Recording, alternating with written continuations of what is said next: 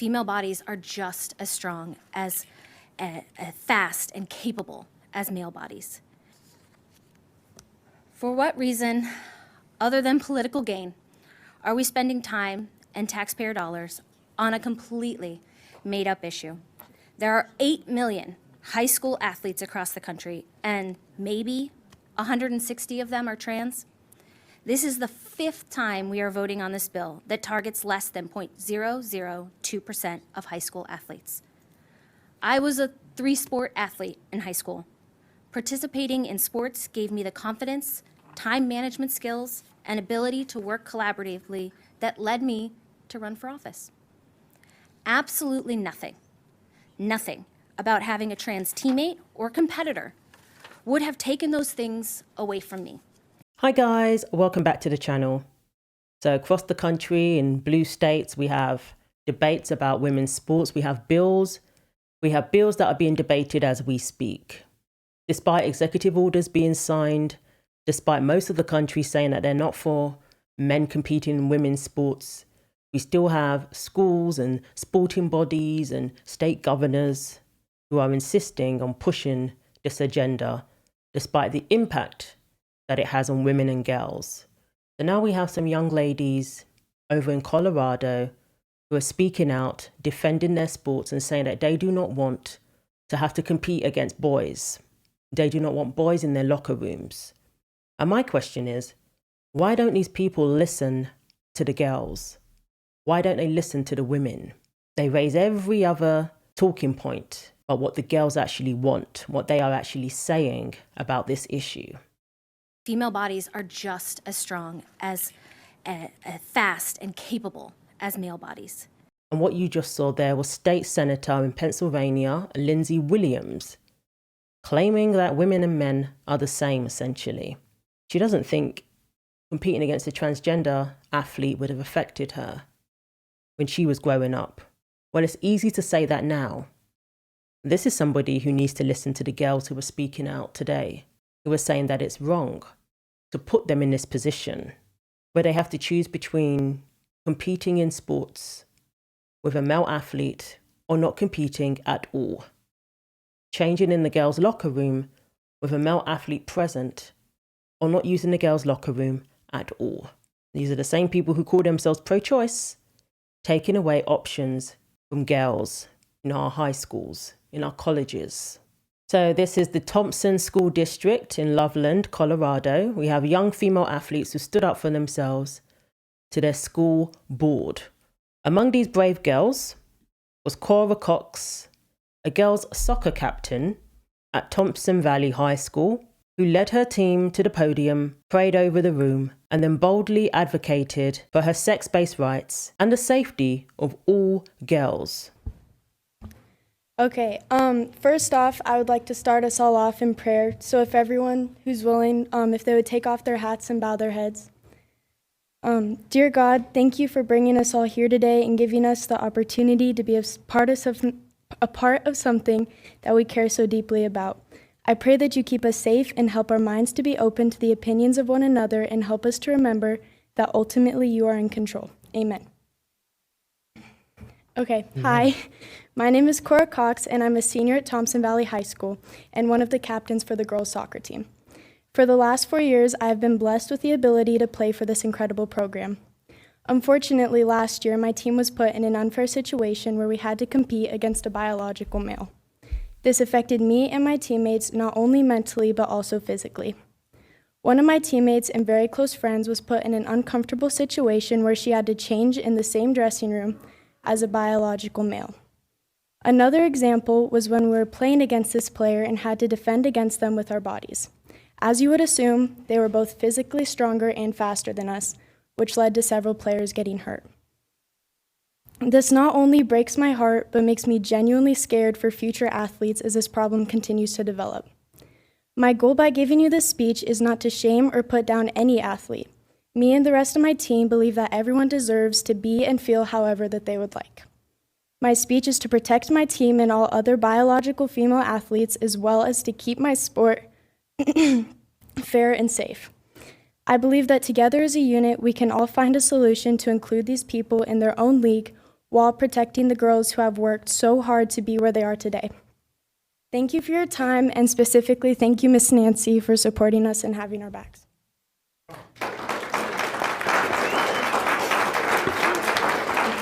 Well, there's not much else I can add to that. Remarkable young ladies who shouldn't be put in this position in the first place.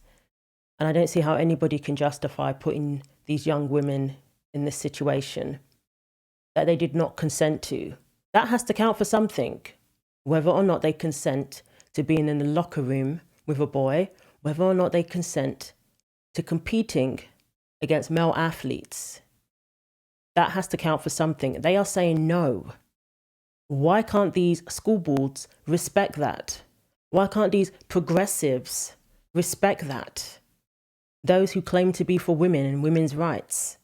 Yet when girls are saying no, when women are saying no, they are ignored. And they're told that they're bigots for daring to say no, for daring to object. And we're doing this to our high school kids in school, our high school girls. Is that not abuse? They're saying that they get injured as a result of playing against male athletes. Not because they're not strong or because they're, not good athletes. They are built differently from male athletes. These school boards don't even require hormones or anything like that. And even if they did, it wouldn't make it any better. But I'm saying that to say that they're literally playing against boys. And people think that's okay, even though we have women's soccer, or girls' soccer, and we have boys and men's soccer. Why? For safety, for fairness, for the inclusion of girls. When a female identifies as a man, she has to call herself non-binary and stay in the women's category so that she can actually compete, especially if she wants to compete at a high level, an elite level. And the ones who somehow manage to compete against men, there's one or two, they don't get very far. The evidence speaks for itself. These beautiful young ladies, they're not bigots. They're not against certain people existing. They're not trying to eradicate people. They are saying that they don't want to be excluded from their own sports. They don't want to be replaced. Because the more trans athletes we have competing in women's sports, the more women whose places they are taking. Women's sports belong to female athletes. It's very simple. And anybody who is behind a policy that puts these girls in the position they're in should be ashamed of themselves, and they're not fit to make these decisions. Male athletes can compete with other male athletes no matter how they identify, or create another category that's for everybody. Open category. They can compete against anyone who consents to it. But you can't force female athletes into this position. That is unacceptable. And it goes against what the majority of people in this country actually want. It goes against the president's executive order, for goodness sake. It goes against federal law. So I hope this school board listens to the girls, listen to them, and do the right thing. And responding to the Pennsylvania State Senator Lindsay Williams, who had the nerve to say female bodies are just as strong and fast and capable as male bodies, Riley Gaines said, "Let me guess, she's never played a competitive sport before? What an idiotic thing to say. Would she want to get in the ring with Mike Tyson? After all, her body is just as capable." The Save Women's Sports Act, SB 9, passed out of committee 7-4. All Republicans voted yes to protect girls. All Democrats voted against it. Senator Lindsay said people talked about Michael Phelps' biological advantage. An activist said the NBA didn't stop Shaq before he had such a biological advantage over a point guard. Shaq is huge. Phelps has long arms. So boys should compete in girls' sports. That's their logic. The Senate Education Committee approving legislation to make sure teams in high schools and college sports in Pennsylvania are designated based on biological sex. Senator Judy Ward, representing the 30th District in Blair County, introduced the Save Women's Sports Act, which she says requires public schools and colleges to label sports teams as male, female, or co-ed. The bill would also allow students to take legal action if they are hurt by violations of this rule. The bill now advances to the full Senate for consideration. So since 2020 in Pennsylvania, 37 female athletes have lost first place and another 13 lost second or third place. Overall, this has happened over 100 times across track, swimming, fencing, and more in that time frame. So that's good news that it passed at the House. But these representatives who don't know what they're talking about, they should be ashamed of themselves. They're the ones who vote against bills that protect women and girls, and they are absolutely clueless. No one who's that clueless about basic biological facts should be in charge of influencing laws that pertain to women.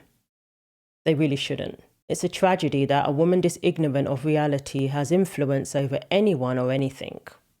It's amazing these same people told us to trust the science just a few years ago, but they are going out of their way to ignore that male bones and muscle fibers are more dense. Males have vastly superior upper body strength. And in response to this absurd claim that Lindsay made, Pamela McNabb, Peyton McNabb's mother, said the following: "Lindsay, you wouldn't know that because you were safe.